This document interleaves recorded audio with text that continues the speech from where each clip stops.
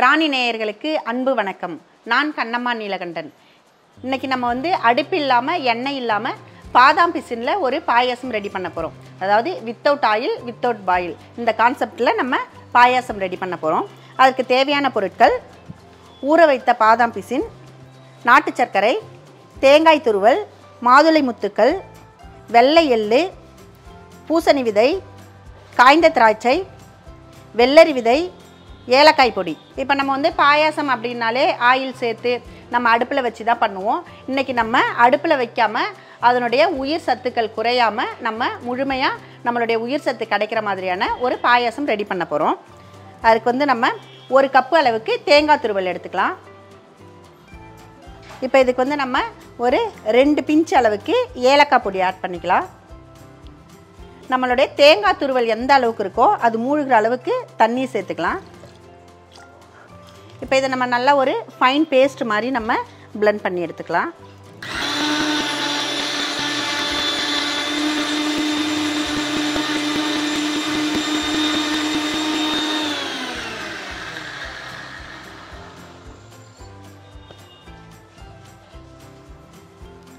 இப்போ நமக்கு அந்த தேங்காய் துருவல் நல்லா ஒரு மஞ்சதன் பிறகு அது கூட நாட்டு சக்கரை ஆட் பண்ணிக்கலாம்.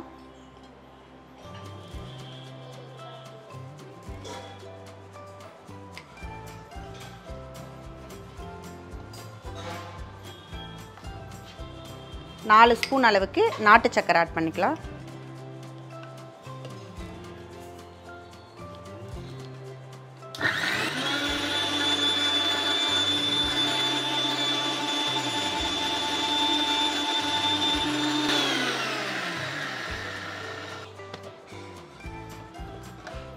இப்போ நம்ம நல்லா ஃபைனாக பிளெண்ட் பண்ணி எடுத்துக்கிட்டோம்.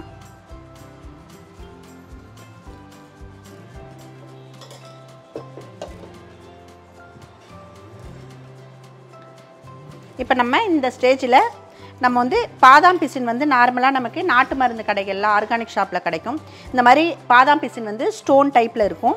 இதை நம்ம ஓவர் நைட் சோக் பண்ணிட்டோம்னா இந்த மாதிரி நமக்கு ஜெல்லி மாதிரி உதிரி உதிரியாக நமக்கு பாதாம் பிசின் கிடைக்கும்.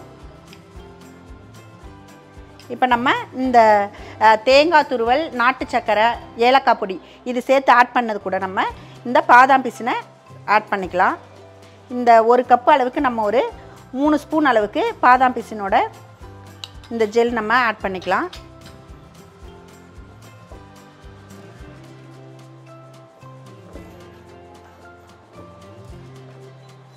இது கூட இதை நல்லா மிக்ஸ் பண்ணிவிட்டு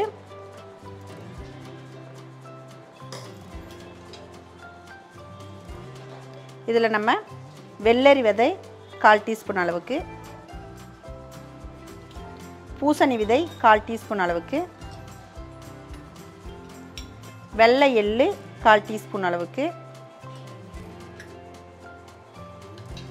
அடுத்து பார்த்தோம்னா காய்ந்த திராட்சை நம்ம தேவையான அளவுக்கு ஆட் பண்ணிக்கலாம்.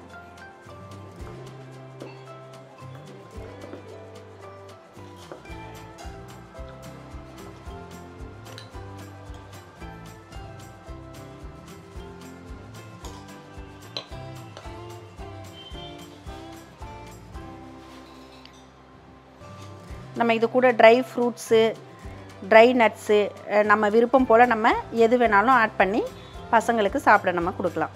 இப்போ நம்ம அடுப்பு இல்லாமல் எண்ணெய் இல்லாமல் நம்ம எந்த நெய்யும் ஆட் பண்ணாமல் ஒரு ஆரோக்கியமான பாதாம் பிசினில் பாயாசம் ரெடி பண்ணிட்டோம். இப்போ நம்ம இந்த பாதாம் பிசினோட பயன்கள் என்ன அப்படின்னு பார்த்தோன்னா, பாதாம் பிசின் நேச்சராகவே நமக்கு பாதாம் மரத்துலேருந்து பிசின்லேருந்து கிடைக்கிற அது ஒரு பிசின். அந்த பிசினை காய வச்சுட்டு தான் அதை நம்ம ஊற வச்சு இந்த பாதாம் பிசின் ரெடி பண்ணுறோம்.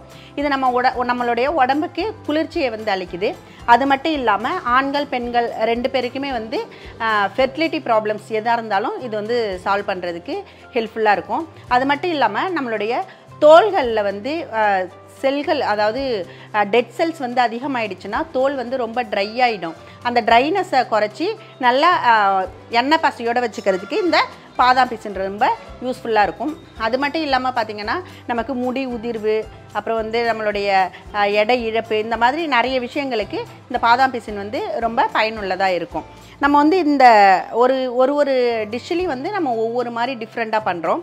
இப்போ இந்த பாதாம் பிசின் பாயசத்தில் வந்து தேங்காய் பால் எடுத்துக்காமல் நம்ம தேங்காவை அப்படியே அரைச்சி ஊற்றிருக்கோம். ஏன் அப்படின்னா நம்மளுடைய அந்த தேங்காவில் இருக்கிற அந்த ஃபைபர் வந்து நமக்கு அந்த குட்டி குட்டியாக இருக்கிற அந்த ஃபைபர்ஸ் வந்து நம்மளுடைய உணவு பாதையில் இருக்கிற எண்ணெய் பசையை வந்து நீக்கிறதுக்கு இது ஹெல்ப்ஃபுல்லாக இருக்கும். அதனால தான் நம்ம இதை வந்து அப்படியே நம்ம வந்து யூஸ் பண்ணிக்கிறோம்.